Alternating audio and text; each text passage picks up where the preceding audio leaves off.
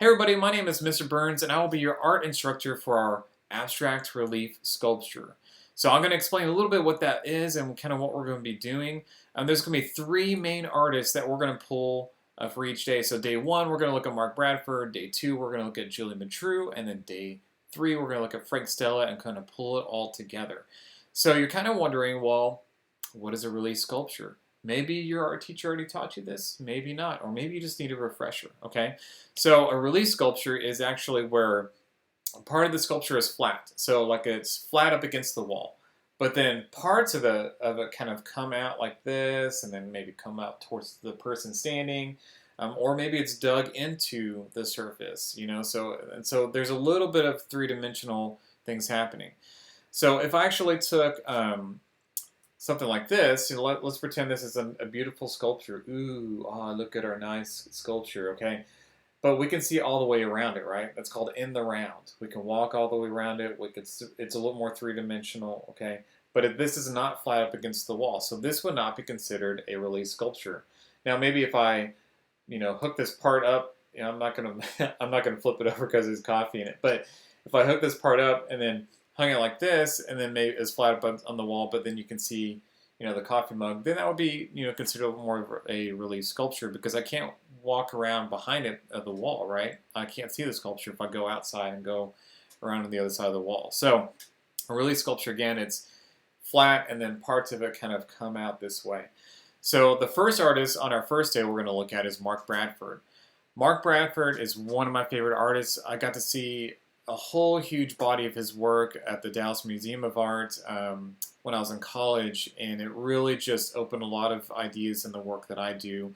And so we're going to be focusing more on his map-like pieces. And so this is actually, he takes like shots of Google Earth, and we're going to talk about using Google Earth and doing different maps, and then breaking them into a little more of more like a abstract painting. Now he actually uses paper, and he glues paper down, and then he tears parts off, or he sands, parts down, and then he glues paper back on. And so there's a lot of kind of labor to his work. But we're going to be kind of looking at the ideas of looking at line maps, breaking down parts of the map into shapes and color. Okay, so that's our first artist. Now the cool thing is actually Mark Bradford has a show right now at the Fort Worth Museum of Art. So the body of work that's there right now is called End Papers. End Papers was kind of the idea first that he kind of first got into making these beautiful pieces of work with paper. And then later on, his work kind of ventured off into more of the maps like we're going to be talking about on our day one, okay? So if you get a chance to go down to the Fort Worth Museum of Art, I think it's open until maybe September, late September. They extended it because, of COVID and things like that. So I haven't got to see the show, but I really want to go because he's one of my favorite artists to see. So definitely go see Mark Bradford at Fort Worth Museum of Art. The second artist on our second day is Julie Matreau. Now, she works a little more looking at architecture, looking at buildings, also a little bit of mapping as well. So there's kind of a combination between Mark Bradford and Julie Matreau. But we're going to look at breaking parts down into abstract shapes, like as in looking at circles, or they could be odd shapes, either organic or they're geometric, and we'll talk about those two. And looking at line and how you can make line look like things are coming towards the person or far away. So we're looking at what's also called perspective, okay? So another great artist. I have not yet seen her work in person. I've been wanting to see her work in person, but I have not seen it yet. So hopefully we'll have a big show here in Fort Worth or Dallas that maybe I can get to see her work. So she's the one artist out of our three I have not seen her in person, but I really want to see her work. She works very, very large too. And then finally, on our third day, Frank Stella, he's going to pull it all together. And we're going to talk about how we're going to make our work a little more three-dimensional. I'm going to show you some kind of cool tricks. Again, even though we're doing relief sculpture, I'll show you how to make things pop off of your pieces and really make this thing really come together so you can have this really cool piece of artwork hanging up in your room or on the wall somewhere in your living room so you can really show this off, okay?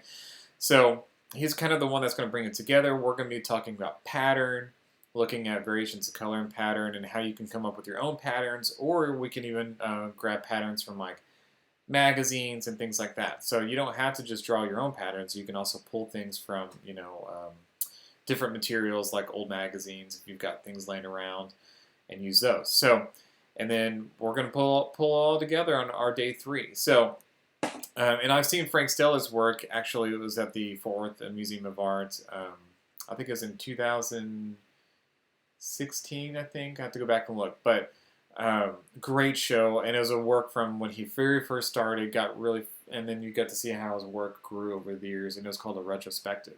So, 3 artists, all working with an abstraction, and we're taking those ideas, making it into a relief member sculpture. And so I'm really excited to show you kind of we're going to get started. Like I said, our first day is going to be Mark Bradford, and we start that on July 20th. On July 21st, we're going to look at Julian Matreau and her work. And then finally, on July 22nd, we're going to look at Frank Stella, and then I'm going to show you how we're going to take each individual parts that we've been making on the past 2 days that we start, and how we're going to put it all together to make one final piece at the end. So I'm really looking forward to it. I'm really excited to just meet you guys, and I hope you're having a great summer, and I'll see you guys soon.